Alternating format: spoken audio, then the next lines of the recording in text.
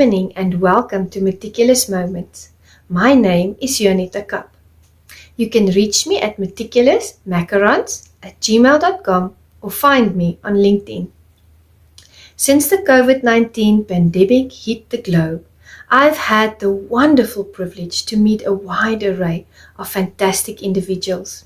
These individuals have truly touched my life in so many positive ways. Amongst this group of people, there are authors, public speakers, life coaches, poets, leaders, and visionaries. They are the unsung heroes of our time. Therefore, I decided to start the Meticulous Moments movement out of a sense of my gratitude. It is my way of giving back to the community.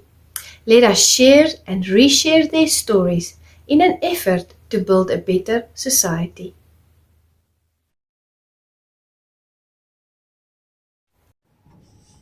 Good evening, Meticulous Moments audience. Thank you for joining us for another spirit-filled session here on the Meticulous Moments podcast, where we facilitate community upliftment through leadership development. And today we have the amazing Yvette C Owens with us.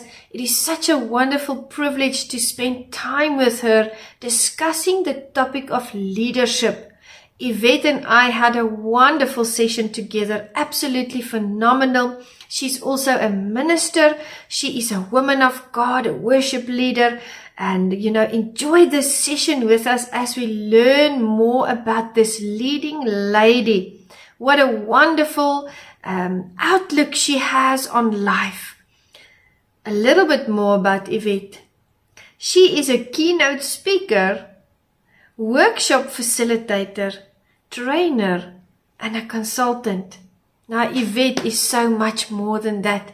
Enjoy the session with us as she transforms your preconceptions and your worldview about what leadership is like in the corporate world. Have a lovely, lovely session with us. And with that, we say welcome to our special guest, Yvette C Owens. Good day, Meticulous Moments audience. Thank you so much for joining us for yet another vibrant session. And today we have the wonderful privilege of spending time with the amazing Yvette Owens. Welcome, Yvette. Thank you, Juanita. Thank you so much for inviting me to your platform.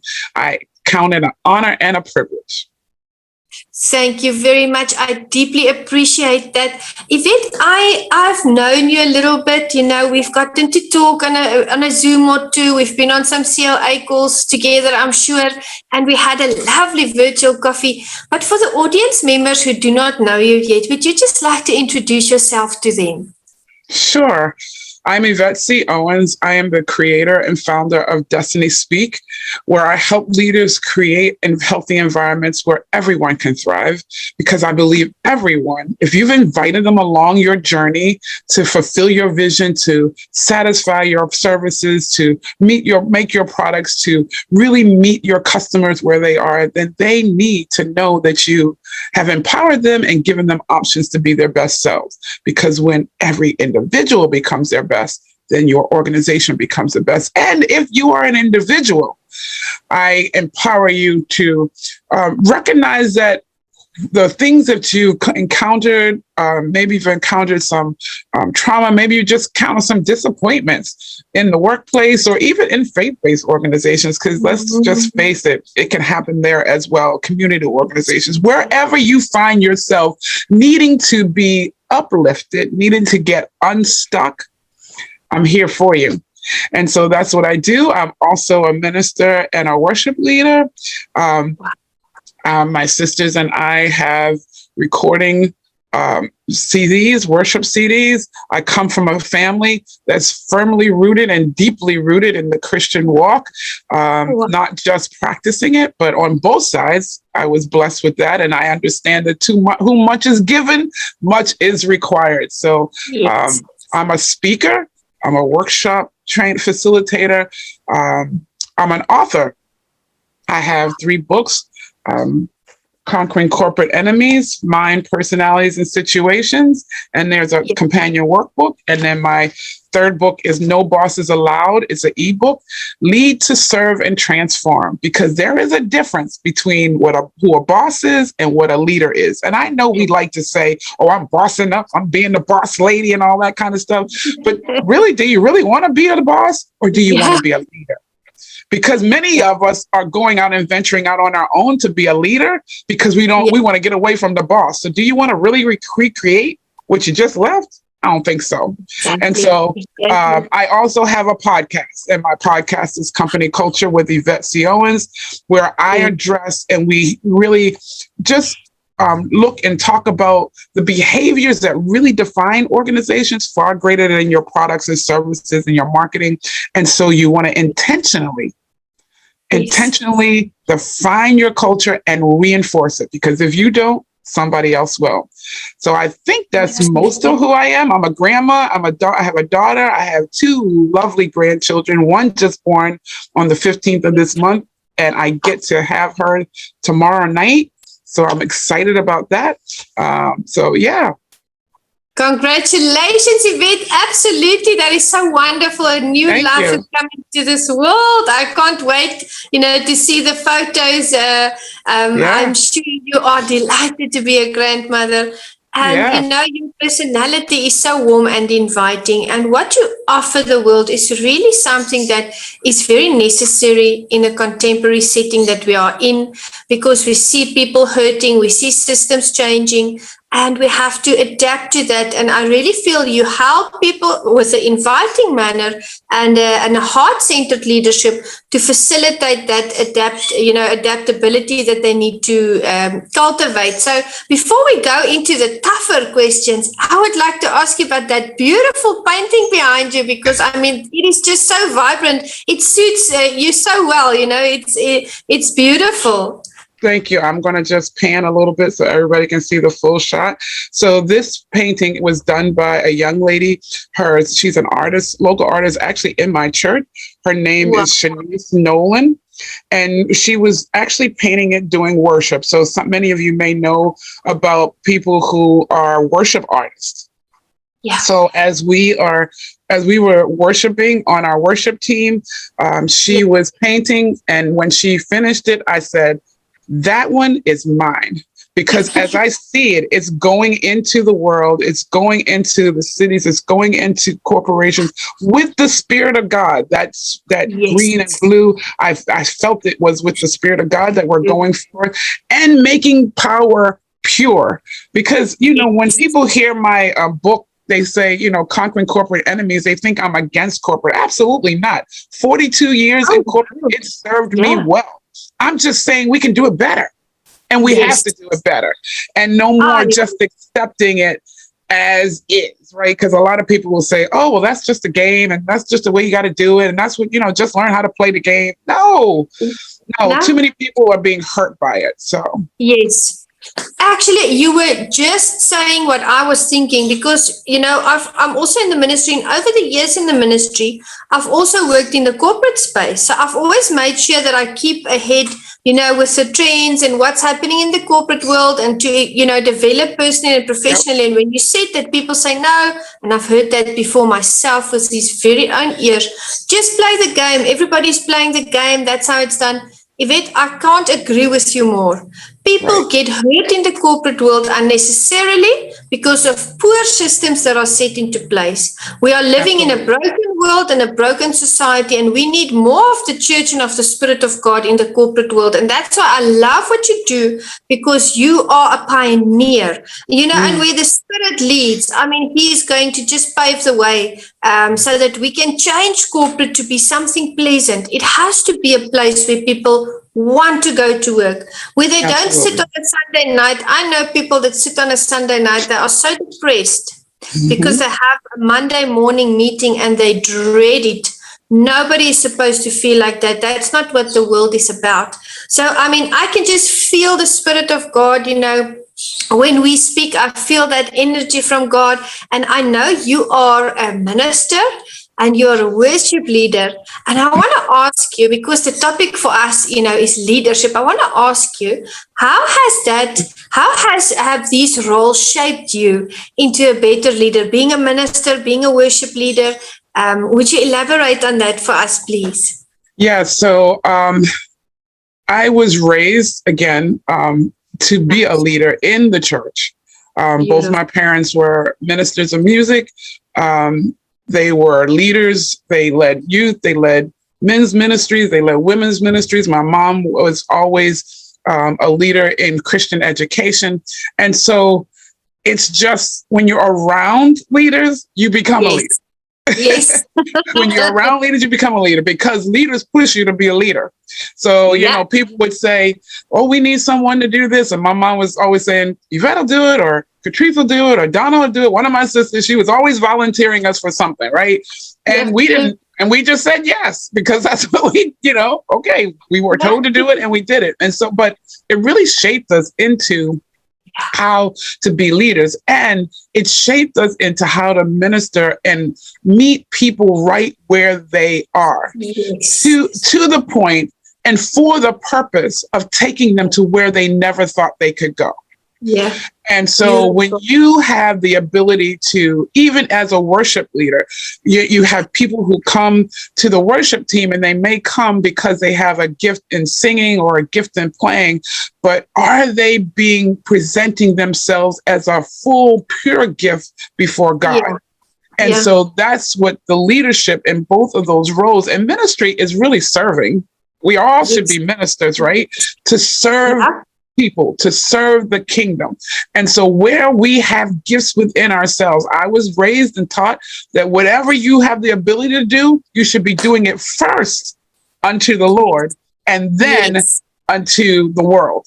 And that's where I believe, and it's been my life's experience, you get trained in the church and in ministry to be able to go out. And yes, we get trained in school. I have a master's degree. I have, I've gone through certification programs and things like that. But when you do it in the church, it's a different level, and it's a different experience, because people come very vulnerable. People come very raw sometimes. And that's when, so you won't be surprised when somebody blindsides you in corporate, right? Because, I've seen this before. I know what this looks like and feels like. So it really does. But the difference is, in growing up in a leader in a spiritual and ministerial position, learn how to do it from a pure heart. Yes, your intention. From a godly character, from honorable characters, as opposed to if you grow up just in corporate or you grow up just in the world as a leader, you could take on some practices that are not so pleasing, that are not so right, that are not really serving you or the people well. And once you start that, you have to keep that kind of stuff up, right? But when you become a leader, because God has called you in that space, and you allow Him to show you how to do it. And I've had to shake some stuff off. He's shown me some ugly stuff that is like, okay, shake it off. That's right. Let it go. So He's shown me some things, but that's because He's bringing us to be honorable people, to serve His people.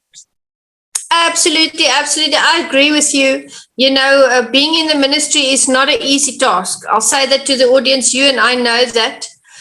We know that. Actually, I always tell people my superpower is that I'm very thick-skinned, because in the ministry you have to be very thick-skinned. Absolutely. So it is a training ground. It is really a place where God, cultivates us into these vessels of honor, and to take His word from the ministry over to the marketplace. And I always tell people what I love to see when they are growing spiritually, because you mentioned something. You said we should first bring our gifts to the Lord. That relates to that scripture that says, seek first His kingdom and His righteousness, and the rest will be added. It starts as us. But I always tell people, if you are a certain person at church, Your emotional and spiritual journey is to make sure you are the same person at home. You are the same person in the marketplace. You are the same person when you are in a meeting, because we cannot be different versions of ourselves. Then we are not pure. Then there's something wrong with the vessel. So we can't, I always say there's a holy beam. I've seen that before. When people drive over that beam at the gate at church, everything is beautiful, but when they drive back out, you can see they haven't even reached the corner and there's a fight in the car or there's something. You should really be the same person everywhere. And I think ministry, like you said, I agree, is a wonderful training ground. Now, you have musicality in your family. And I love to hear that. I've also been a worship leader all these years. And I want to hear, you explain it to the audience. It's from both sides of the family? Yes, it is. So both my mother and father. And on my father's side, I have an uncle who sing, all his siblings sing. My uncle is a percussionist. His son is a jazz artist and things like that. And on my mother's side, the entire family sings. My father actually created a gospel group among my mom's brothers and sisters. And then as children, we all had an opportunity to, when they did concerts and things like that, to sing. And he prepared us to sing too, because he was training us, because we had to be there with him anyway, right? So he was training us how to really sing and things. So I remember, so people like, oh, you seem like you're not really nervous when you get in front of crowds. That's because when I was like 5 and 6, and so I had to sing a song through tears, because you would be nervous and scared, and my father would say, sing anyway, sing anyway. So it's like you learn to sing through all of that, and you get over the nerves, and you get over that. And he had a very excellent expectation. He continued to master and work on his craft and his gift up until the day he died, which was in 2012. He even the music director that published his last CD, and my dad, I think was at 76 or something, said, I'm amazed that your father is still perfecting his gift even at this age, because he still practices every day, and not just practices the songs that he wants to play, but he starts with the basic. He was doing the scales and everything else. And so worship and being a worship leader is so phenomenal. And I'm going to tell you why. As business leaders, or whatever mountain you're called to, right?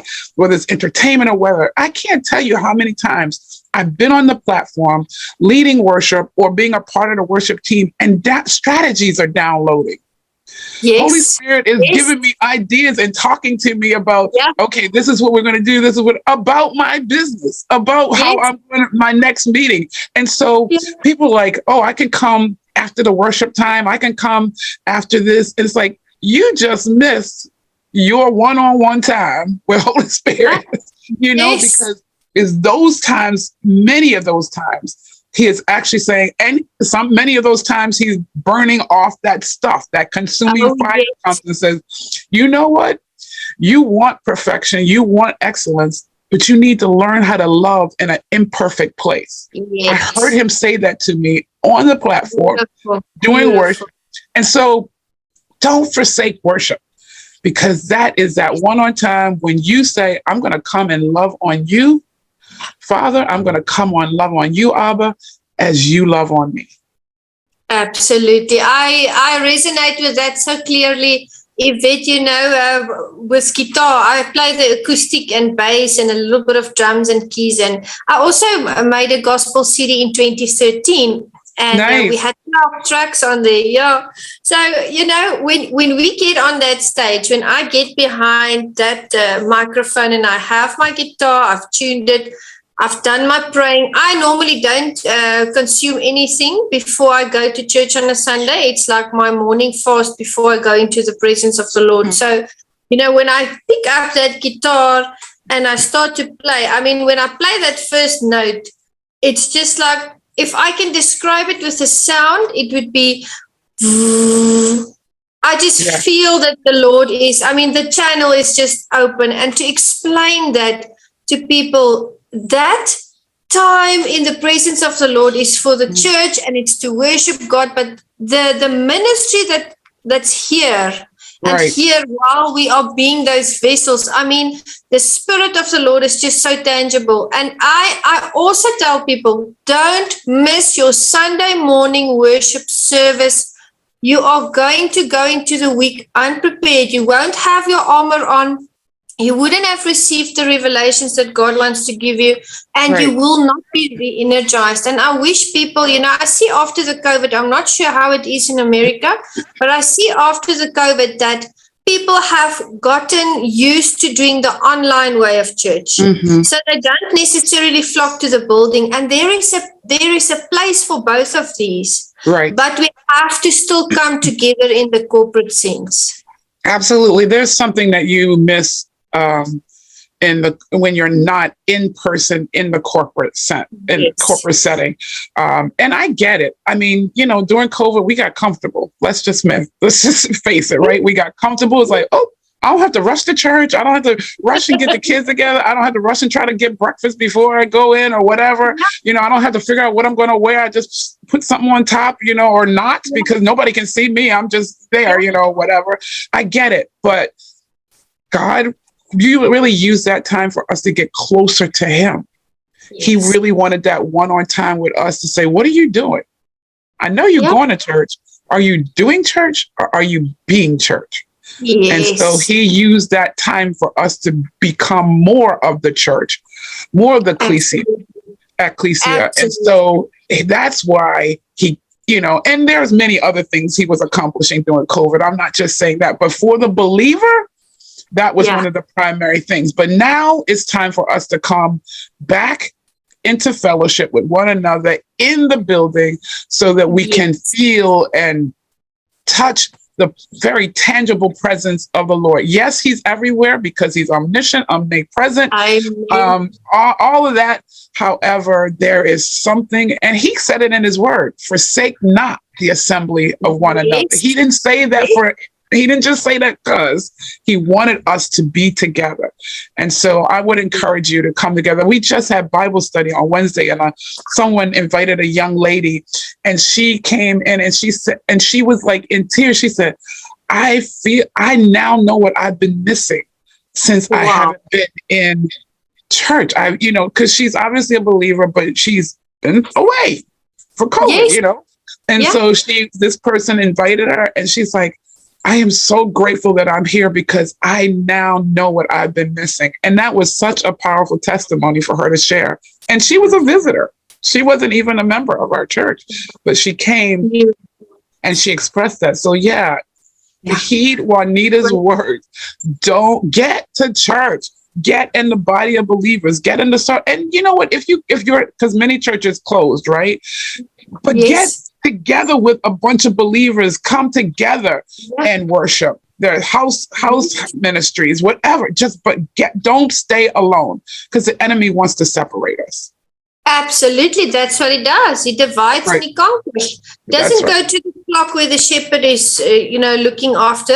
He looks for the one that has drifted away because he knows that one is the easier one to get. And I'm so happy to hear the testimony of that young lady that came and just said, now I know what I've been missing, because it makes me think of that scripture that says, His Spirit testifies with our spirit that we are children of God. She experienced that, and that is such a blessing. Yeah. It was really good, and hopefully she'll come back. She took the information. We give these little packages, and people put things in our hands. So hopefully she'll come back because there's nothing like being in the presence of the God with other believers, not just churchgoers. Other believers. Other believers. I like that. I like the way you articulated that. That is very true.